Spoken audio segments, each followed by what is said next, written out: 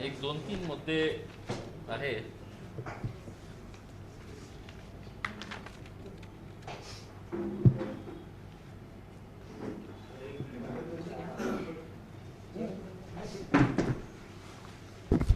महानगरपालिकेच्या संदर्भात आहे आणि नंतर आपल्याला जे पाहिजे ते पण आहे. मतलब महानगरपालिकाचा कारभार कसा सुरू आहे आणि यामध्ये जे आयुक्त आहेत त्यांच्या कारभाराविषयी आम्हाला असा आता हे जाणवतो की एक पपेटसारखं जे राहतं नाही का, कठपुतलीसारखं की महापौराने सांगितलं उठा तर ते उठतो, बसता तर बसतो. तर महानगरपालिका आयुक्तांचा असा कारभार सुरू आहे, आम्हाला असा कळलेला आहे. महानगरपालिका आयुक्त को पत्र लिखता हूँ. मैंने महानगरपालिका आयुक्त को एक पत्र लिखा था तकरीबन 3 महीने पहले, ये कहते हुए कि हमारे पास कितने कॉन्ट्रैक्ट के ऊपर वर्कर्स है और कौन कौन सी एजेंसीज़ है, ये एजेंसीज़ के ऊपर महानगरपालिका का पैसा कितना खर्च होता है, कितना पैसा यहाँ से जाता है. अगर हर महीना जाता है तो 3-3, 4-4 महीने कर्मचारियों को पगार क्यों नहीं दिया जाता है. जो एग्रीमेंट आपने किए हुए हैं वो एग्रीमेंट के हिसाब से, मेरी डायरी लेके आना गाड़ी में से, वो एग्रीमेंट के हिसाब से आपने 100 रुपये के बॉन्ड पेपर के ऊपर जिनके एजेंसीज़ के साथ आपने किए हुए हैं, 3 महीने के अंदर 2 महीने के बाद मैं उनको रिमाइंडर देता हूँ और रिमाइंडर देता हूँ कि मैंने आपको एक पत्र लिखा था, उस पत्र के अंदर ये जानकारी चाहिए करके. उसके बाद महानगर पालिका आयुक्त की तरफ से एक लेटर आता है और उसके अंदर जो जवाब दिया जाता है, मैंने जो जानकारी जो मांगी है, सदर कंत्राटदार कंपनी एजन्सी संस्थेकडून एकूण उपरोक्त उल्लेखित प्रमाणे एकूण मनपा क्षेत्रामध्ये वॉर्डनिहाय झोननिहाय मनपाच्या विविध विभागामध्ये सदर कर्मचाऱ्यांना कुठे कशी आणि किती कर्मचाऱ्यांना नियुक्त करण्यात आलेले आहे त्याची पदनिहाय वेतन मानधन निहाय आणि कार्यकाळ निहाय माहिती तक्ता स्वरूपामध्ये देण्यात यावी. 3 महीने पहले उसका जवाब उत्तर आता है. सर्व विभाग प्रमुख व शाखा प्रमुख यांच्याकडून पदनिहाय कार्यकाळाची माहिती मागविण्यात आलेली आहे, प्राप्त होताच पुरविण्यात येईल. ये 3 महीने पहले का ये है. दूसरा ये है की महाराणा प्रताप एजन्सी सोबत आतापर्यंत झालेल्या सर्व करारनामाची प्रत व इतर कागदपत्रे तसंच किती वर्षापासून महानगरपालिका महाराणा प्रताप एजन्सीकडून कंत्राटी पद्धतीने कर्मचारी घेत आहे, या एजन्सीकडून एकूण मनपा क्षेत्रामध्ये वॉर्डनिहाय किती कर्मचारी नियुक्त करण्यात आलेले आहे, किती पगार त्यांना देण्यात येतं, ये प्रश्न स्पेसिफिक पूछा गया था. उसके बारे में जवाब देखिएगा. वरील प्रमाणे माहिती उपलब्ध झाल्यास आपणास अवगत करण्यात येईल. संबंधित एजन्सीना किती वेतन दिले जाते याची माहिती लेखा विभागाकडून प्राप्त झाल्यास आपणास अवगत करण्यात येईल. मतलब महानगर पालिका के कितने कॉन्ट्रैक्ट के ऊपर कर्मचारी है, उनके ऊपर पगार कितनी दी जा रही है. एक खासदार को इस तरह का लेटर दिया जा रहा है, 3 महीने तक इसके ऊपर बैठा जा रहा है. तो मेरा सीधा आरोप इस सदस्य को बैठने के लिए कुर्सी लगाओ. मुझसे कहा कि मैं इमीडिएट इसकी जानकारी लेता हूं कि ऐसा पत्र कैसा गया है करके. मैं बोला ये ड्रामा नहीं, आपको मैंने पत्र लिखा था, जवाब आपसे अपेक्षित था. नीचे अगर किसी ने दिया है तो आप उसको सस्पेंड करिए, जो भी करिए. मुझे जवाब नहीं मिला.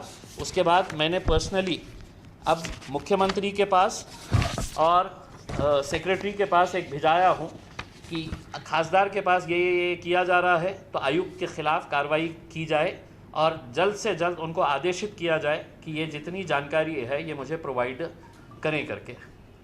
मतलब आप अंदाज़ा नहीं लगा सकते हैं कि समूह से कर्मचारी और करोड़ों रुपये का बजट और महानगर पालिका जवाब दे रही है, हमको पता ही नहीं है रिटर्न के अंदर. आप सोचिएगा कि मतलब उनकी कितना ये है कि उनको कोई मतलब ही नहीं है उसमें. और डायरेक्ट मैं आयुक्त को लिख रहा हूँ, कोई नीचे लेवल के अधिकारी को नहीं लिख रहा हूँ उसमें. तो मैंने ऑलरेडी गवर्नमेंट को ये फॉरवर्ड कर दिया है कि ये आपका आयुक्त इस तरह से मुझे जवाब दे रहा है, इसके खिलाफ कार्रवाई करें और जो जानकारी मैंने मांगा है वो जानकारी मुझे फ़ौरन प्रोवाइड की जाए. देखिए हो ये रहा है कि महानगर पालिका कह रही है हम तो पगार दे रहे हैं, एग्रीमेंट के हिसाब से ये है कि इनका पीएफ सब कर्मचारियों का जमा होना चाहिए। मेरे पास इतने गरीब गरीब कर्मचारी आते हैं जो 4-4 महीने से पगार नहीं है, सब वो देता नहीं है, वो जो भी एजेंसी होंगी, 2-3 एजेंसीज है उसके अंदर, तो वो देता नहीं है करके। तो ये अगर ऐसी हरकतें अगर चल रही है तो कहीं ना कहीं हमारे को ऐसा लग रहा है कि ये आयुक्त जो है ये एक पपेट की तरह, कठपुतली की तरह काम कर रहे हैं। इनको शहर से कोई लेना देना नहीं है। औरंगाबाद शहर के अंदर डेंगू इतनी तरह से, इतनी बड़े लेवल के ऊपर फैला हुआ है, इसके लिए क्या उपाय योजना कर रहे हैं? फ़ोन के ऊपर ये साहब अवेलेबल रहते नहीं है, फ़ोन इनका स्विच ऑफ रहता है। दूसरा ये है कि हमने विकास के तौर के ऊपर एक नेहरू भवन का प्रस्ताव लेके आए। नेहरू भवन का प्रस्ताव लेकर आने के बाद उनको है तो महापौर की तरफ से आदेश आया कि नहीं, इसको फाइल को आगे मत बढ़ाइए। तो वो आदेश का पालन करते हुए उन्होंने आज तकरीबन 1 साल हो गया, जनरल बॉडी के अंदर ठहराव पास होने के बावजूद भी वो इस काम को आगे इसलिए नहीं बढ़ा रहे हैं कि महापौर ने उनको आदेश नहीं किया है। अब हमको ये हो रहा है कि महापौर जब सुबह नींद में से उठते हैं कि वो महापौर से ये भी पूछते हैं कि मैं ब्रश कर लूँ या नहीं करूँ करके, और उनका आदेश मिलने के बाद अगर करते होंगे, क्योंकि आज महानगर पालिका के अंदर जितना जो कुछ भी चल रहा है ये आयुक्त की मेहरबानी की वजह से चल रहा है। ये हमारा सीधा सीधा आरोप है। अगर इन्होंने पूरे जिम्मेदारियां, मेरे पास कुछ भी नहीं है, इसके पास ये जिम्मेदारी दे दिए, उसके पास वो जिम्मेदारी दे दीजिए करके अपने को क्लीन रख के ये क्या कर रहे हैं हमें पता नहीं है। तो हम गवर्नमेंट लेवल के ऊपर ये करेंगे। आचार संहिता के पास है तो मैं खुद जाकर है तो कमिश्नर साहब ने जब औरंगाबाद में कचरे का मसला हुआ था, उस कचरे के मसले के टाइम के ऊपर उन्होंने दिल्ली की कोई एजेंसी को बुलाए थे और उन्होंने हमसे रिक्वेस्ट करा था कि साहब कचरा फेंकने के लिए कहीं ये नहीं है, हमारे को जगह दीजिएगा करके। उन्होंने N12 के अंदर सत्य विष्णु हॉस्पिटल के सामने एक जगह मांगी, जो एक रिजर्व जगह थी, वहाँ पे कचरे का ये नहीं था, लेकिन हमने है तो जगह दिए। हमको हमारे लोगों को बोला गया कि साहब वो कौन सा ऑफिस है जहाँ पे कचरा फेंका जा रहा है, सेंट्रल नाके के ऑफिस के अंदर कचरा डालने के है तो इजाज़त दी जाए करके। तो हमने स्टार्टिंग के अंदर ये किया, उन्होंने बड़ा रिक्वेस्ट किया कि सर ये है करके। उसमें मैंने खुद ने, मैं बोला ठीक है सर, मतलब टाइम बीइंग अगर है तो हम आपको दे देते हैं करके। दिल्ली की कोई एजेंसी आई, कमिश्नर साहब ने मेरे को बताया कि सर आप उनका प्रेजेंटेशन देख लीजिएगा। वो दिल्ली के लोग आए मेरे सामने हो तो पूरा बताए, और वो दिल्ली का जो बंदा था मेरे को ये कहा कि सर हम आपको शब्द दे रहे हैं, हमने बहुत सारे सिटीज़ के अंदर काम किया है, ऐसा चकाचक रहेगा कि वहाँ पर आप बैठ के कॉफ़ी पी सकते हैं सर, इतना अच्छा वहाँ पे हम लोग करने वाले हैं करके। अब ये मामले को इतना टाइम हो गया है, वहाँ पर कुत्तों का जमावड़ा जिस तरह से हो रहा है रात के टाइम पे, आप लोग सिर्फ सेंट्रल नाके के अंदर जाके है तो एक कुत्तों के ऊपर एक स्टोरी कर लीजिएगा मेरी आपसे। N12 का जो कचरे का ये है, वहाँ पर इतनी सारी लेडीज़ वॉक करने के लिए जाती है हिमायत बाग की तरफ, सिडको N12 की, N13 की, हड़कों की, तो कुत्तों की वजह से वो लोगों ने छोड़ डाले। मुझे आज 200 लोगों ने है तो निवेदन साइन करके दिए है कि कृपा करके सर ये बनाए। उसी के पीछे एक मंदिर है, वो मंदिर के अंदर वहाँ के पुजारी ने मुझसे आके ये कहा कि साहब हमारे पास लोग आना छोड़ दिए हैं करके। तो हमने 3 दिन पहले उनको कॉन्ट्रैक्टर को बुलाया, मैं बोला 3 दिन के अंदर ये मंदिर के पास का पूरा कचरा साफ़ होना चाहिए करके। उन्होंने वो कचरा साफ़ कर दिए, लेकिन वहाँ पर जो गंदगी फैली हुई है सेंट्रल नाके के ऊपर और ये N12 के अंदर, हम ठेकेदार को, महानगर पालिका को 10 दिन का टाइम दे रहे हैं। 11वें दिन ये दोनों के दोनों सेंटर्स न सिर्फ बंद किए जाएंगे बल्कि पूरी तरह से तोड़ दिए जाएंगे। उसका गेट समेत उन्होंने जो जो पैसा उसके ऊपर लगाया है वो सब हम ख़त्म कर डालेंगे। आपने ठेका दिए है, प्राइवेट ठेका दिए है, जगह महानगर पालिका की है, वो महानगर पालिका की जगह के ऊपर है तो आज जिस तरह से कचरा की गाड़ियाँ लाकर, मैंने रात में 12 बजे जाके विज़िट किया वहाँ पे, पूरे एरिया के लोग उठ के आ गए हैं कि सर हम आपसे हाथ जोड़ के विनती करते हैं सर ये इसको यहाँ से बंद कराइएगा करके। तो ये जो शहर के बीचों बीच ये सब जो चल रहा है, डेंगू उसी की वजह से भी फैल रहा है कि आपने कचरे का ये जो टेम्परेरी अरेंजमेंट था हमने भी खुद किए थे, लेकिन जहाँ पर हमको कॉफ़ी पीने का था वहाँ पे कुत्ते मिल रहे हैं वहाँ पर, और हमारे को ये सब गंदगी हो रही है। तो ये सब हम 10 दिन का टाइम देंगे, महानगर पालिका ने बंद करती है अपने तरफ से तो ठीक, नहीं तो 11वें दिन है तो हम जाकर है तो ये दोनों सेंटर्स बंद कराएंगे।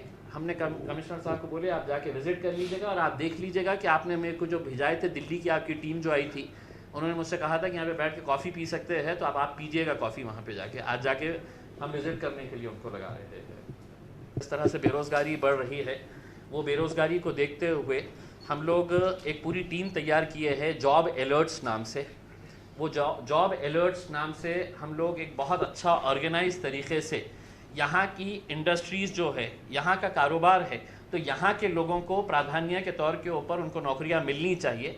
उस हिसाब से हम लोग जॉब अलर्ट्स नाम से एक स्कीम स्टार्ट कर रहे हैं, जहाँ पर हम बच्चों के बायोडाटा लेंगे, बच्चों का बायोडाटा लेके जहाँ जहाँ पर भी ये है, सिविल सर्विसेज के एग्ज़ाम्स हो या दूसरे एग्ज़ाम्स हो, बहुत सारे बच्चों को ये बात का पता नहीं रहता है कि वैकेंसीज़ कहाँ कहाँ के ऊपर है, तो उसको एक सेंट्रलाइज लेवल के ऊपर एक डेडिकेटेड टीम तैयार करके हमारे शोएब साहब हैं, वो शोएब साहब इसको हैंडल करेंगे पूरा ऑर्गेनाइज तरीके से। इसका डिटेल जो है वो एक प्रेस नोट के तौर के ऊपर आपको दिया जाएगा। मैं आप लोगों से अनुरोध करूंगा कि इसको एक सेपरेट तौर के ऊपर अगर इसको करेंगे तो, क्योंकि आज के दिन हो ये रहा है कि इतनी बेरोज़गारी हो रही है, मतलब आप आंकड़े देखेंगे कि कॉन्ट्रैक्ट वर्कर्स को मतलब हज़ारों की संख्या के अंदर निकाला जा रहा है, हज़ारों की संख्या के अंदर। वोकहार्ट कंपनी के अंदर 100 इंजीनियर्स को एक दिन बुलाया गया, उसमें एक मेरा क्लासमेट है, 25 साल से रिसर्च साइंटिस्ट है वहाँ पे, 25 साल से उसको बुलाया गया और उसको बोला गया है कि तुम रिज़ाइन करो नहीं तो टर्मिनेट कर देंगे करके। लिटरली 100 लोगों को एक ही दिन के अंदर वोकहार्ट कंपनी से निकाल देती है और कोई आवाज़ नहीं कर रहा है। तो ये जो कंपनीज जितने भी है जो ये धड़ल्ले से निकाल रहे हैं, उनके ताल्लुक से ये बच्चे कहाँ जाएंगे, उनको कोई और दूसरा अल्टरनेट है क्या। और इंडस्ट्रीज़ एसोसिएशन के साथ हम मीटिंग रख के हम ये कह रहे हैं कि प्राधान्य के तौर के ऊपर जो स्थानिक मराठवाड़ा के जो बच्चे हैं, वो मराठवाड़ा के बच्चों को प्राथमिकता देने के हिसाब से उनके पास से हम डेटा कलेक्ट करेंगे कि आपके पास अगर प्यून भी चाहिए, चपरासी भी चाहिए, आपको वॉचमैन चाहिए, जो भी चाहिए, इसके ज़रिए अगर आता है तो एक सेंट्रलाइज ये रहता है। एंड टोटली मतलब उसमें ऐसा नहीं है कि हम उनसे 10 रुपये लेंगे या 50 रुपये लेंगे, टोटली ये एक फ्री सर्विस रहेंगी। लेकिन बेरोज़गारी बढ़ती हुई हम देख रहे हैं, उसके लिए एक उपाय करने के लिए हम लोग एक अपने लेवल के ऊपर एक डेडिकेटेड टीम तैयार करके बहुत अच्छे लेवल के ऊपर इसका डिटेल आपको हम भेज देंगे। मेरे बारे मैं इतना ही कहना चाह रहा था, बस आप लोग मैं सामना पड़ता नहीं हूँ सर, मतलब मेरे पास फ्री में भी डाल रहे थे तो मैंने बंद कर दिया था उसको। सर मराठवाडा मुक्ती संग्रामाच्या कार्यक्रमाला तुम्ही आमदार झालात, खासदार झालात, एकही आलं नाही, त्याच्यानंतर एक फार राजकीय आरोप प्रत्यारोप झाले, त्याचं रिफ्लेक्शन आज सामनाच्या अग्रलेखमध्ये आहे। काय तुमच्या अडचणी, तुम्ही काय? देखिए मराठवाड़ा मुक्ति संग्राम, मराठवाड़ा तो मुक्त हो गया, लेकिन ये लोग जो ढिंडोरा पीट रहे हैं इतना कि इम्तियाज़ जलील क्यों नहीं आया, मैं उनसे एक सवाल करना चाहता हूँ कि मराठवाड़ा के बैकवर्डनेस को दूर करने के लिए, उसको मुक्त करने के लिए आपने क्या किए हैं? आज मराठवाड़ा अगर इतना पिछड़ा है तो कभी उसके लिए इतना बवाल नहीं किए हैं कि मराठवाड़ा इतना पीछे रह गया है, मराठवाड़ा का विकास नहीं हुआ है। मराठवाड़ा मुक्ति संग्राम का मतलब ये नहीं है कि अब हम आज़ाद हो गए हैं, अब इसको कैसे भी छोड़ दिया जाए करके।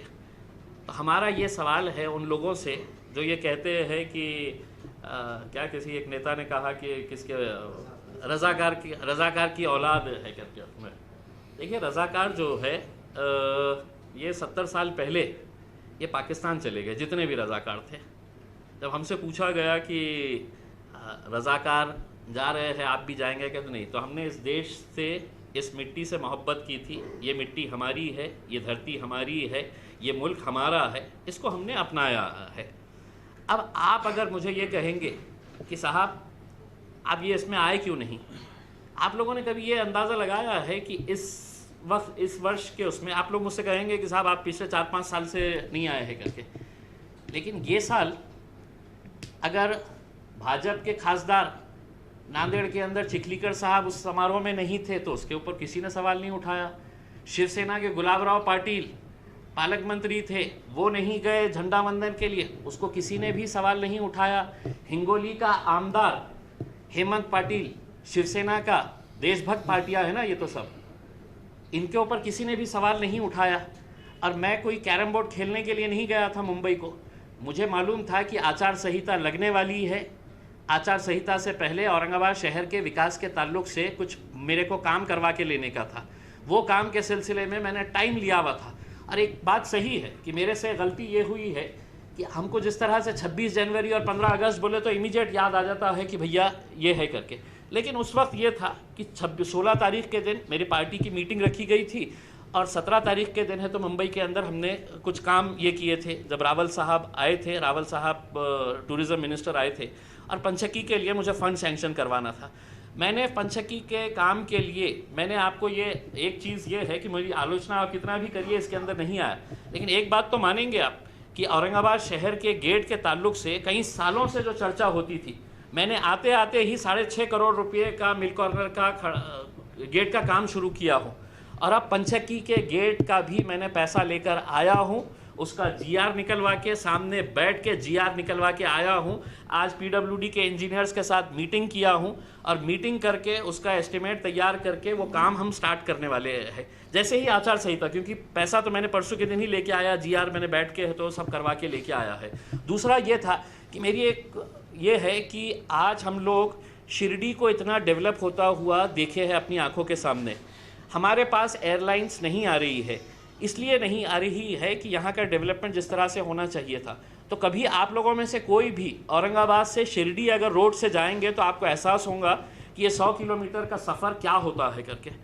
और शिरडी को जाने वाले इतने सारे भक्त होते हैं, लेकिन इतनी गंदी सड़क है। मैं उसके ताल्लुक से पूरा प्रस्ताव तैयार करके चंद्रकांत दादा साहब के पास गया। मुझे 17 तारीख की डेट के ऊपर उन्होंने बुलाया गया था, लेकिन फिर बाद में ये हुआ कि मुख्यमंत्री साहब का दौरा उसी दिन वहाँ पे है और वो वहाँ पर थे। लेकिन मैंने अपर सचिव है, चीफ इंजीनियर जो है, सेक्रेटरी पीडब्ल्यूडी, उनके साथ सबके साथ बैठा। तकरीबन 45 करोड़ रुपए का एक प्रपोज़ल था कि मैं बोला कि किसी भी तरह से हम ये सैंक्शन करवा के ले लेंगे तो औरंगाबाद से शिरडी जाने का जो रास्ता है, वो रास्ते का अगर काम हो जाता है तो हमारी कोशिश ये हो रही है कि आज एयरलाइंस को अगर हम औरंगाबाद में अगर उतारना चाह रहे हैं तो जो भी टूरिस्ट यहाँ पे आ रहा है, हम उम्मीद कर रहे हैं कि उन्हें यहाँ पे उतरे, लेकिन बाय रोड है तो शिरडी जाके आए। तो शिरडी का भी ये रहेगा, वो हो नहीं रहा है क्योंकि लोग आज शिरडी में आ रहे हैं और शिरडी से ही वहीं फ़्लाइट पकड़ के निकल जा रहे हैं, क्योंकि उनको यहाँ पे आने के लिए ही रास्ता ही नहीं है। तो वो हिसाब से मैं काम करने के लिए गया था, लेकिन जिस तरह से बहु बनाया गया है कि नहीं। अब दूसरा मेरा ये सवाल है कि आप होते कौन है मुझसे देशभक्ति का सर्टिफिकेट लेने वाले? आपको ये अधिकार दिया किसने है? मैं संविधान के हिसाब से ये देश चलता है, मैं कहाँ जाऊँगा, क्या करूँगा, ये मेरे हिसाब से आप आलोचना कर सकते हैं, लेकिन इस तरह के लहजा अगर आप इस्तेमाल करेंगे कि हे रजाकार आहे यानी हे रजाकारांची औलाद आहे करके, इनसे अच्छी भाषा मैं कर सकता हूँ। भाषा के अंदर जिस स्टेज के ऊपर आप खड़े रहेंगे उस स्टेज के ऊपर मैं खड़े रह के आप भी खड़े रहिए, आपकी भाषा देखिएगा और मेरी भाषा देखिए। लैंग्वेज आप सेलेक्ट करिएगा, आपको मराठी में बोलना है, मैं भी मराठी में बोलूँगा, लेकिन कोई बात को तानने का एक रीज़न होना चाहिए कि मतलब आप कितना उसको तानेंगे करके उसमें, और किस बारे में आपने अगर कम से कम मुझे अगर ये बता दिए होते उसके अंदर, ठीक है। अगर मतलब किसी वजह से अगर मैं नहीं आ सका, लेकिन इसका मतलब आपने कभी कि मुझसे पूछा है कि मैं इसका बहिष्कार डाल रहा हूँ करके उसमें। अगले साल आप मुख्यमंत्री साहब को मत बुलाइए यहाँ पर, मेरे हाथ से ध्वजारोहण कराइए, मैं कराऊंगा उसके अंदर। मतलब आप ये मत समझिएगा कि मतलब हमने है तो इसके ऊपर ये कर दिया है करके, जाएंगे अगले साल जाएंगे उसमें। भाई किस बातों के ऊपर आपका विरोध हो सकता है, लेकिन मेरे लिए, मैं जो चुनकर आया हूँ, मेरे लिए विकास सबसे ज़्यादा प्राथमिकता है। ये इत्तेफाक से अलग बात है कि 17 तारीख के दिन ये हुआ है, आचार संहिता लगने वाली थी, इस वजह से ये हुआ है। लेकिन अब किसी को मेरे बारे में कुछ मिल नहीं रहा है तो मराठवाडा मुक्ती संग्राम मध्ये आला नहीं तर याचा मतलब ढिंडोरा पिटायचा उसके अंदर पूरे दिन भर मेरे पीछे है। तो मैं पीडब्ल्यूडी एग्जीक्यूटिव इंजीनियर के पास बैठा हुआ हूँ, सेक्रेटरी के पास, और मुझे फ़ोन आ रहे हैं की साहेब ते लाईव्ह करायचं आहे आपल्याला, कसलं? अरे मैं बोला नाही भाई, तुला काय बोलायचं, काय मला शिव्या द्यायच्या द्या ना तू। मी आल्यावर मी साठी प्राधान्य आहे, पण कोणीही मतलब या मुद्द्याला घेऊन शहरामध्ये असंच वातावरण निर्माण करण्याचा प्रयत्न करत असेल तर त्यांना माझ्या शब्दात मी सांगू इच्छित नाही, पण त्यांना उत्तर देण्यासाठी मी येतो ना।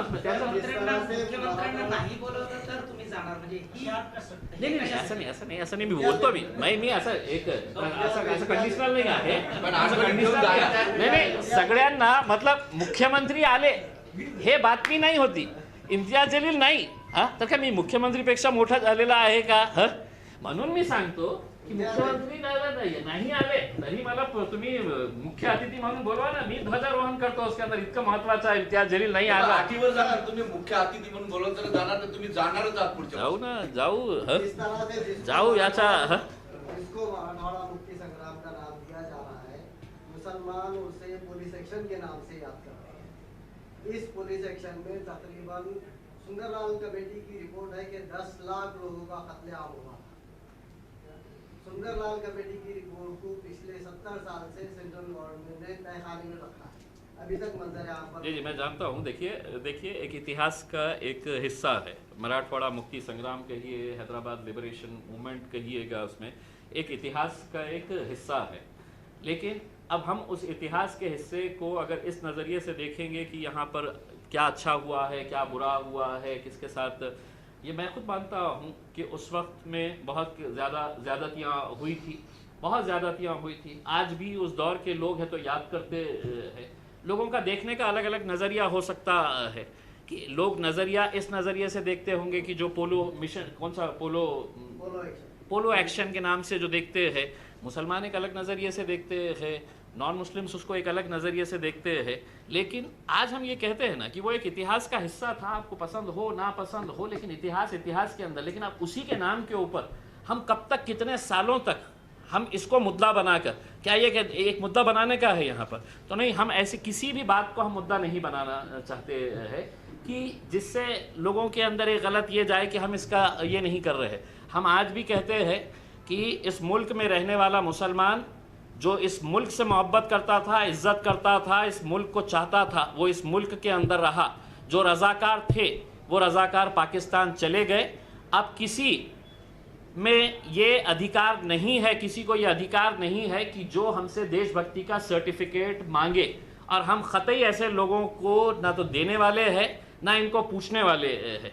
इनके पास कुछ है नहीं तो बस हमारे पीछे लगे रहो, कुछ ना कुछ तो भी मुद्दा निकालो। हमारा मुद्दा सिर्फ ज़िले का विकास है, इस मराठवाड़ा का विकास है, जिसके नाम के ऊपर आप इतना जो कूद रहे हैं ना की मराठवाडा मुक्ती झाली, मराठवाडा मुक्ती संग्राम, काय केलं तुम्ही मराठवाड्यासाठी? सांगा ना. हे सगळे जे नाटक करते ना इसमें मराठवाडा मुक्ती, एका दिवसासाठी फक्त ध्वजारोहण करण्यासाठी आम्ही मराठवाड्याचे आहे गर्व करणारे, हे जे नाटक करणारे जे लोक आहे ना त्यांना मी प्रश्न विचारतो, काय केले मराठवाड्यासाठी तुम्ही? का आज मराठवाड्याचे लोक इतके मागे राहिलेले आहे? का आपण उद्योग आणले नाही या मराठवाड्यासाठी? काय इथे विकास झालेला नाही? फक्त एका दिवसासाठी तुम्ही मराठवाड्याची जय जयकार करणार आहे. सत्तेमध्ये होते ना हेच लोक जो मला आज प्रश्न विचारत आहे की ही मी निजामाची औलाद आहे. तुम्ही काय केले आहे? तुम्ही कोणाची औलाद आहे?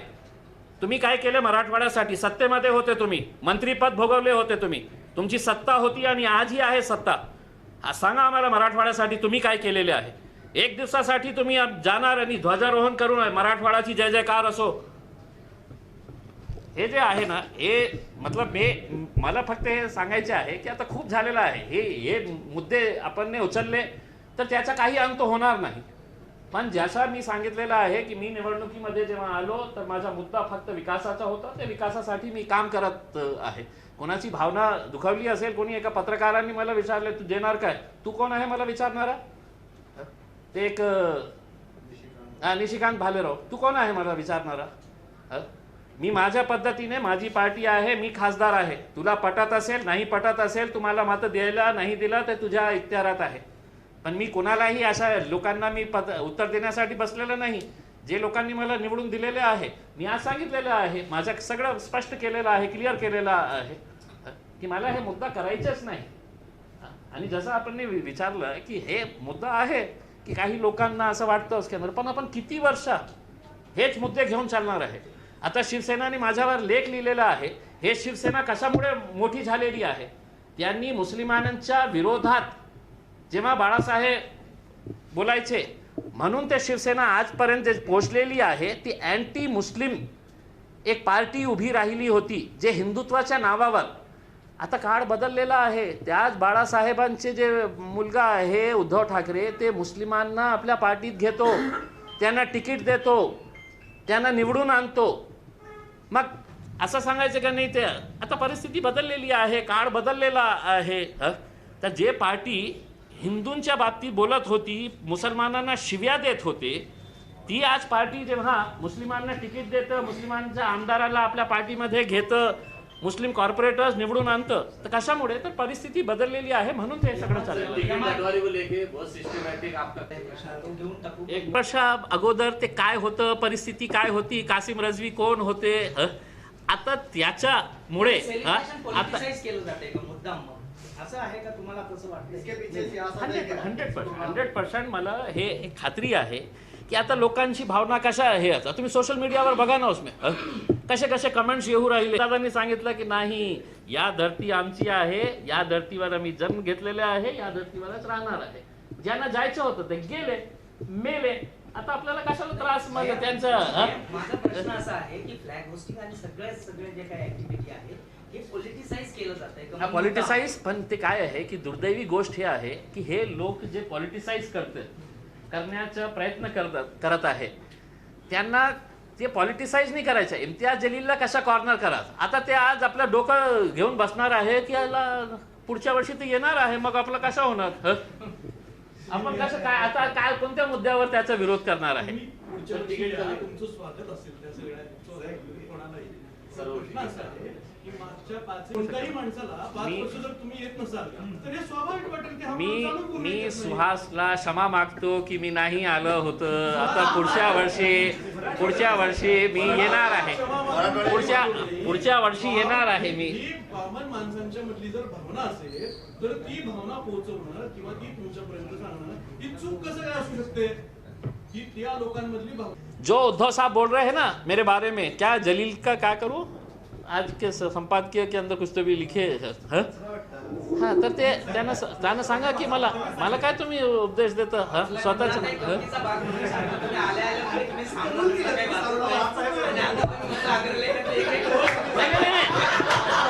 नाही हे खरी. सकाळी मला एक पत्रकारांनी फोन केला. इथे बसलेले आहेत ते पत्रकार महाशय, त्यांनी मला सांगितलं की साहेब आपण सामना वाचलं का. मग मला नाही वाचलं. हा तो मला वाचा ना. मग माझ्या घरी नाही येतं. तर त्यांनी सगळं वाचून दाखवलंय की हे तुमच्या बाबतीत लिहिलेलं आहे. आता तुम्ही सांगितलं की कोणतं पत्रकार, त्याचं नाव पण घेऊ शकता. बोला दुसरा मुद्दा असा आहे की आपण साधारणपणे 100 दिवस झालेत खासदार झालेले आणि आपण असं लिहिलंय की मी 3 महिन्यापूर्वी असं पत्र लिहिलंय. म्हणजे आपण खासदार झाल्यानंतर 10व्या दिवशी मनपा आयुक्ताला पत्र लिहिलंय की एखाद्या कंपनीत किती कॉन्ट्रॅक्टर आहेत किंवा त्या कंपनीकडनं किती हे झालं. आतापर्यंत आपण केलेल्या पत्रकार परिषदेमध्ये 15-1 मिनिटं विकासावरती बोलला. मग आपल्या मते कॉन्ट्रॅक्टर किंवा त्याच्याकडे कर्मचारी किती, ते कॉन्ट्रॅक्टर आणि सगळं कॉन्ट्रॅक्ट भोवती का फिरते आपला विकासाची व्याख्या. मला हे सांगायचं आहे की माझं ऑफिस जे आहे ना ते महानगरपालिकाचं खूप जवळ आहे. आणि इतके कर्मचारी माझ्याकडे येतं. जेव्हा हे सण येतं, फेस्टिवल जेव्हा येतं, तर इतके कर्मचारी यायचं. पगार किती 8,000 9,000. तर मला हे विचारायचं होतं की आपण महानगरपालिकेकडून त्या कर्मचाऱ्याच्या नावाने आपण 15,000 रुपये काढत असेल आणि त्या एजन्सी त्या कर्मचाऱ्याला फक्त 8,000 रुपये देत असेल तर ते कोणत्या कायद्याने देत असेल. कोणता कायदा आहे की ज्यामध्ये 7,000 रुपये ते कॉन्ट्रॅक्टर ठेवतो आणि 8,000 रुपये कर्मचाऱ्यांना देतो. मी कर्मचाऱ्यांना विचारलं की किती पैसे मिळते, काय काम करते. तर सॅनिटेशनचं काम करते, कोणी झाडू मारण्याचं काम करते, कोणी लेबरचं असं काम करणारे लोक. तर कोणत्या कायद्याने मतलब कोट्यवधी रुपयांचं बिल निघत आहे, त्यांना मिळत नाही आणि जे पगार त्यांना देण्यात येत आहे ते तुम्हाला हे जे आहे ना, आपण किती कर्मचारी घेतले, हे 100 रुपयाचा, हे 100 रुपयाचा एग्रीमेंट आहे पेपर महानगरपालिकाने केलेले आणि किती कोट्यवधी रुपये याच्यातून असं होतं की 100 रुपयाचा 2 पानाचा हे आहे. आता तुम्ही सांगा की हे सगळ्यांचा PF कॉन्ट्रॅक्टर देतो का.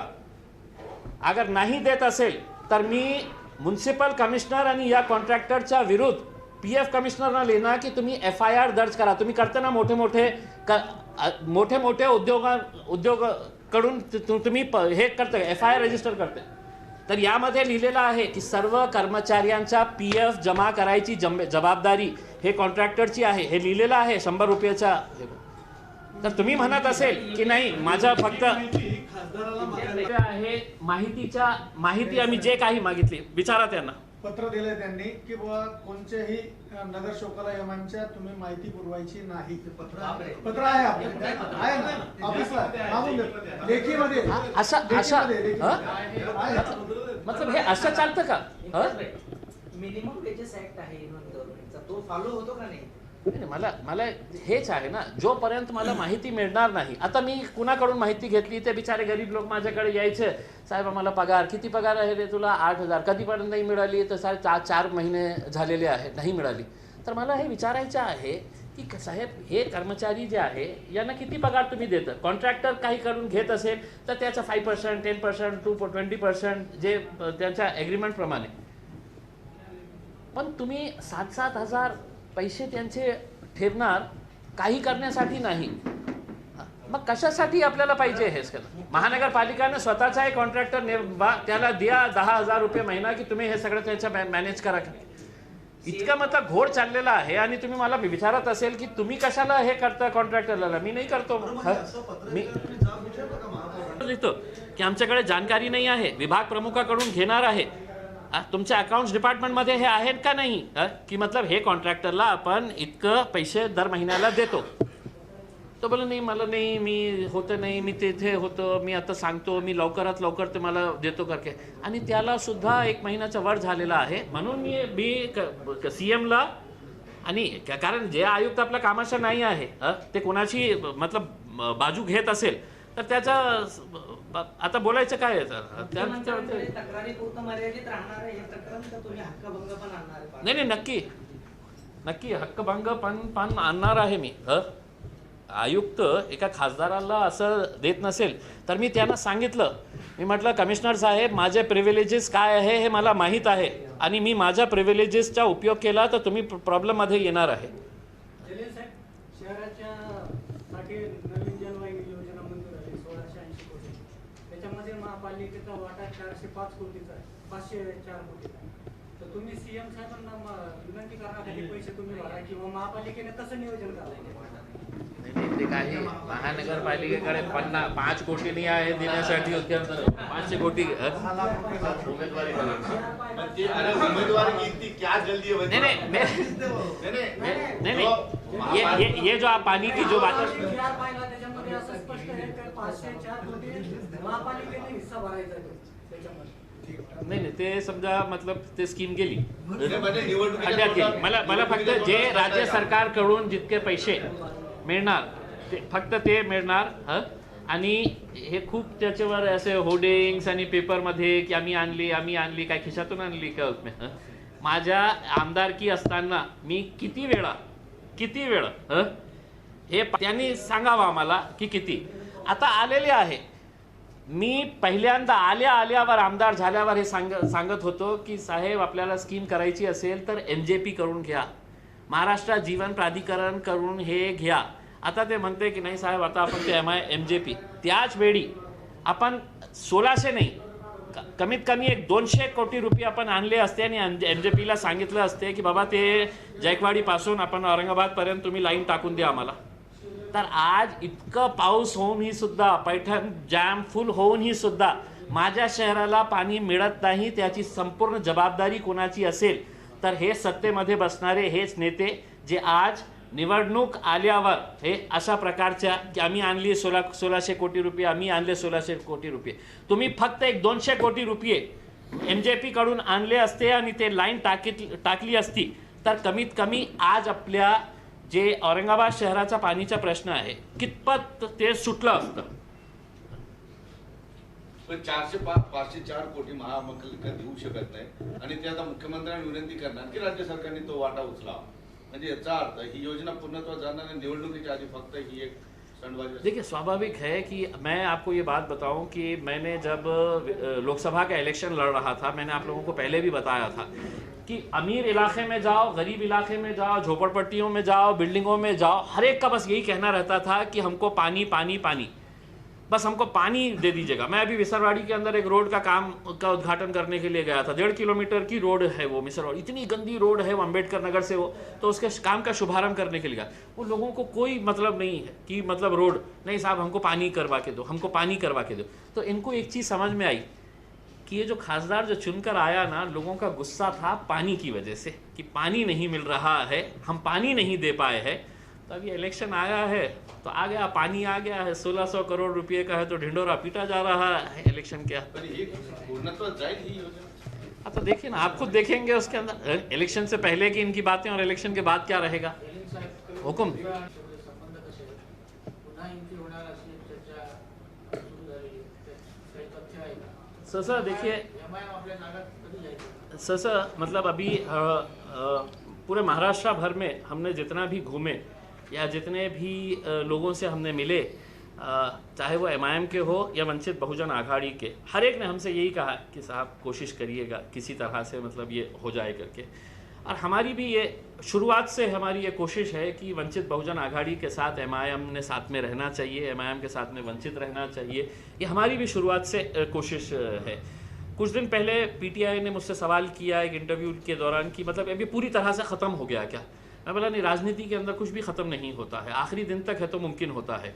अब सिर्फ इसमें यह है कि अगर बाड़ा साहब अगर एक फ़ोन उठाए और असद साहब से कहे कि नहीं हमको दोबारा बैठने का है और हम इसके ऊपर चर्चा कर सकते हैं, तो मैं नहीं समझता हूँ कि ये काम नामुमकिन है करके, बशर्ते ये दिल में होना चाहिए. और हमारे दिल में पूरी तरह से है कि हम वंचित के साथ इस बार जाना चाहिए, क्योंकि ना तो हमको कांग्रेस के साथ जाने का हमारा मंशा है, ना राष्ट्रवादी के साथ जाने का है, ना समाजवादी के साथ. हमको एक ऐसा लगता है कि एक पर्याय अगर इस राज्य के अंदर कोई है तो वो बाड़ा साहब अम्बेडकर के नेतृत्व के अंदर वंचित बहुजन आघाड़ी और एमआईएम का है.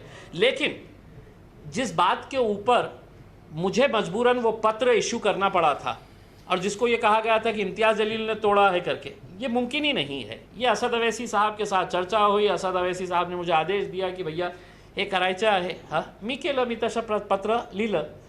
आता मला हे वाटतं की बाळासाहेबांनी फक्त अवैसी साहेबांना कॉल केला आणि सांगितलं की तुम्ही पुण्याला आले होते, आपण सोबत जेवण केलं होतं, आता मी हैदराबादला येतो, आपण एक अर्धा तासासाठी बसू आणि त्याच्यामध्ये काय तोडगा काढता येईल ते तोडगा आपण काढू.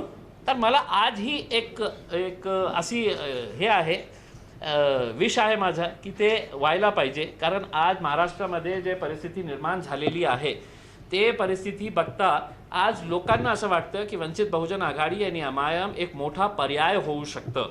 पण आपण काही कारणाने हेच स्टँड घेऊन बसलेले असेल की नाही मी 8पेक्षा जास्त जागा देणार नाही, तर माझ्या पार्टीच्या अध्यक्षांनी जे मला सांगितलेले आहे की नाही आपण 8 स्वीकारू शकत नाही, आपल्याला वेगळं जावं लागेल, तर त्या अनुषंगाने आम्ही काम सुरू केलेलं आहे.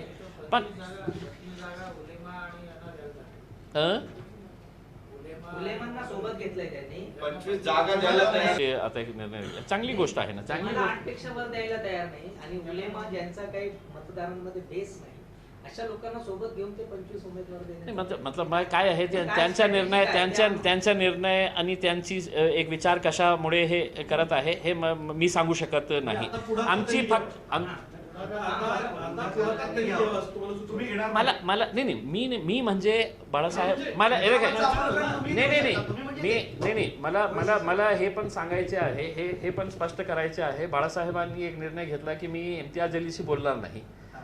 मला हे बाळासाहेबांना एक आदराने हे विचारायचं आहे की बाळासाहेब माझा खूप आदर आहे माझा तुमच्या बाबतीत आणि तुम्ही का हे निर्णय घेतले, कमीत कमी हे मला कळले की बाळासाहेबांनी असा निर्णय मी इम्तियाज जलीलशी बोलणारच नाही करके.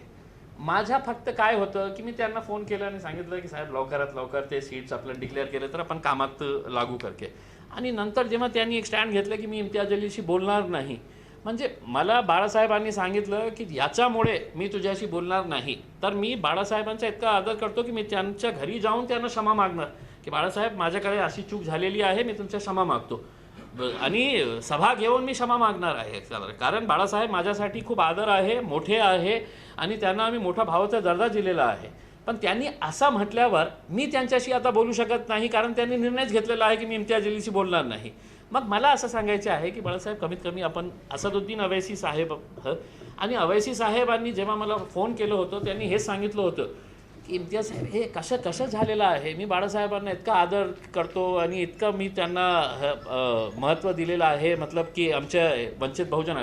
आणि त्यांनी स्पष्ट सांगितलं होतं जेव्हा आम्ही पुण्याला होतो जेवण केलं ज्या मीटिंगच्या नंतर, तर असदुद्दीन अवैसी साहेबांनी जाता जाता हे सांगितलं होतं बाळासाहेब हमारे जितने भी एमआईएम के आमदार आएंगे ये हम सब आपकी झोली के अंदर डालने वाले हैं. इतका बोलूनही सुद्धा मतलब आपण एमआईएमला 8 जागा आणि आम्ही आज आहे का आपल्याकडे इतका टाईम आहे का की 280 जागावर आपण लढू शकतो किंवा कॅम्पेन करू शकतो. कमीत कमी एकत्र आले तर असा दवेसी एक जगा माझ्यासारख्या लहान कार्यकर्ता कुठेतरी प्रचार करू, बाळासाहेब कुठेतरी प्रचार करू, तर एक मोठी ताकद उभे होऊ शकतो मला. लेकिन महासाहेब का बोलना ये है कि उन्होंने अभी भी छोड़ा नहीं है, आप लोग छोड़ के गए हैं. नहीं, हमने छोड़ के गए हैं, ये बाड़ा साहब ने बिल्कुल सही बताया है, लेकिन किस मजबूरी के तहत छोड़ के गए हैं, अगर हमारे को अगर स्पष्ट अगर हो जाता है, और छोड़ के गए हैं एक बड़े भाई की हैसियत से, हमको बुलाइए, डांटिए, फटकारिए, हमारे को बोलिएगा उसके अंदर ये अब इसके बाद ये ऐसा नहीं, हम सुनेंगे, हम बिल्कुल सुनने के लिए तैयार. बंधुत्वाचे नाते कायम रहे, ऐसा बोले उन्होंने. नहीं, बंधुत्व का तो नाता है उसमें, लेकिन हम तो सत्ता में जाने की सोच रहे हैं, हम तो चाह रहे हैं हमारे बड़े बंधु को है तो हम है तो किंग बनाए करके महाराष्ट्र का.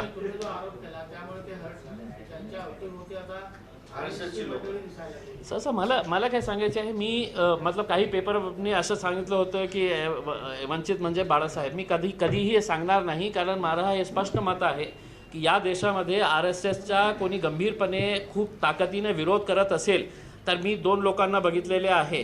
एक माझे अध्यक्ष बॅरिस्टर असदुद्दीन अवैसी साहेब आणि दुसरे बाळासाहेब आंबेडकर. ते RSSचा खूप विरोध करते. मग काय आहे की असं का की जेव्हा एक पर्याय म्हणून पूर्ण महाराष्ट्रामध्ये एक ताकद उभी होणार होती, तर RSSची स्ट्रॅटेजी काय आहे, डिवाइड अँड रूल. आजपर्यंत त्यांनी काय केलेलं आहे की समाजामध्ये तेढ निर्माण करायचे आणि सत्तामध्ये कसे जाऊन बसता येईल. तर आज एक इतकी चांगली परिस्थिती जेव्हा निर्माण झाली होती, तर माझा बोलण्याचा अर्थ हे होता की त्यांच्याकडून काही 1-2 लोक असे आहे का की जे RSSचे जवळचे आहे आणि त्यांनी हे स्ट्रॅटेजी आखलेली आहे की नाही बाळासाहेब MIMची काही ताकदच नाही, त्यांना 8 तिकीट देऊन टाका. कोण लोक आहे की ज्याच्यामुळे हे निर्णय घेतलेला आहे. म्हणून मला हे सांगायचे आहे. आणि बाळासाहेबांना असं कोणीतरी सांगितलं असेल की मी त्यांच्या बाबतीत बोललो आहे, तर कधी बोलणार नाही. मी त्यांचा आदर करतो आणि ते RSSचा गंभीरपणे विरोध करते, मला माहीत आहे. पण त्यांच्या जवळचे कोण लोक आहे ते आता बाळासाहेबांना कोणी आदेश हे दिलेले आहे, कानात कोणी सांगितलेले शंका. मुख्यमंत्र्यांना ही आघाडी जी आहे जर वाटत होती म्हणून त्यांना हवी होती काय. मुख्यमंत्र्यांनी सांगितलं होतं भाजपचे काही उमेदवार वंचित आणि MIM सोबत लढले असते तर धोक्यात होते. हा सर्व भाजपला मिळाला त्यामुळे आहे. खूप सारे असे सीट्स आहे, खूप सारे असे सीट्स आहे. त्यांचे मोठे मोठे नेते जे आहे, आम्हाला माहीत होतं की वंचित बहुजन आघाडी आणि MIM सोबत असते, तर फक्त भाजपचे नाही, भाजप, सेना, काँग्रेस, राष्ट्रवादी यांचे खूप सारे मोठे मोठे नेते यांची सीट्स धोक्यात होती. म्हणून आजही आमची हात जोडून हे कळकळून विनंती आहे की आपण एकत्र आले तर एक खूप मोठी ताकद आपण उभे करू शकतो. आणि आपले जे सन्मान्य घोडिले साहेब, नंदकुमार घोडिले साहेब महापौर आहे, हे कोणत्या इख्तियारीत आणि याचा कमिशनर का विरोध करत नाही. बघा, नगर सचिव महानगरपालिका पूर्व परवानगी शिवाय कार्यालयीन कागदपत्रे न देण्याबाबत वरील विषयी कळविण्यात येते की महानगरपालिका सर्वसाधारण सभा महापौर कार्यालयातील कामकाजाशी संबंधित संचिका व कागदपत्रे मिळावे म्हणून मागणी करण्यात येते. सचिव विभागाकडून माननीय महापौरांच्या पूर्व परवानगी घेतल्याशिवाय कोणतेही कार्यालयीन संचिका व कागदपत्रे देण्यात येऊ नयेत करिता माहितीस्तव व योग्यता कारवाई. नंदकुमार घोडिले. नाही, MIMचं म्हणजे जेव्हा आम्ही जे कागदपत्र आम्ही मागितलं होतं, मतलब त्याची आतली जी स्टोरी आहे, आम्ही 2 भ्रष्टाचाराचे मुद्दे काढत आहे, ते अरुण भाऊने काढलेले आहे. ते नाही देण्याचा त्यांनी ते अधिकाऱ्यांना सांगितलं होतं की नाही द्यायचे होते, पण त्यांनी आपल्या पदाचा वापर करून, मी हे आहे विरोधी पक्ष नेता आहे, त्यांनी आपल्या पदाचा वापर करून त्यांना ठणकावले आणि सांगितलं की मी माझा जे पद आहे त्या पदाप्रमाणे मी जे काही माहिती मागतो ते तुम्हाला द्यायलाच पाहिजे. जेव्हा त्यांनी ते कागदपत्र त्यांना दिलेले आहे त्याच्यावर आम्ही काम करत आहे. मोठा भ्रष्टाचार आहे, त्याचं वेगळी पत्रकार परिषद घेऊ, ते सगळं काम करत आहे. त्याच्या इमिजिएट नंतर हे पत्र काढण्यात आला होता की कशाला दिले. त्या अधिकाऱ्यांना बोलवून त्यांनी खूप रागवले की तुम्ही माझ्या परवानगीशिवाय ते कागदपत्र दिले कशाला. तर हे याचा अर्थ आहे. अच्छा समजा ना, ठीक आहे MIMचं नाही, पण महापौरांना अधिकार आहे का की कोणताही पेपर नाही देण्याचा. सर ते लिस्ट घेऊन टाका, बारी एकदम असा उत्साही झालेला हाँ बोलिए बारी मैं दे रहा हूँ आपका भी जवाब, आपका भी जवाब दे दो। इसको फोटो लेके आए तो मीडिया को डाल दो।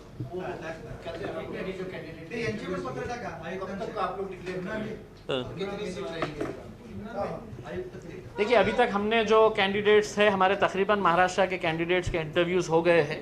हम कल है तो औरंगाबाद ज़िले के इंटरव्यूज़ हम कर लेंगे, औरंगाबाद ज़िले के हैं और 2-3 जालना के कुछ बचे हुए हैं, ये इंटरव्यूज़ कर लेंगे। सिर्फ औरंगाबाद शहर के इंटरव्यूज़ जो है वो हमने है तो असद साहब के ऊपर छोड़े हुए हैं कि असद साहब आप फरमान दीजिएगा।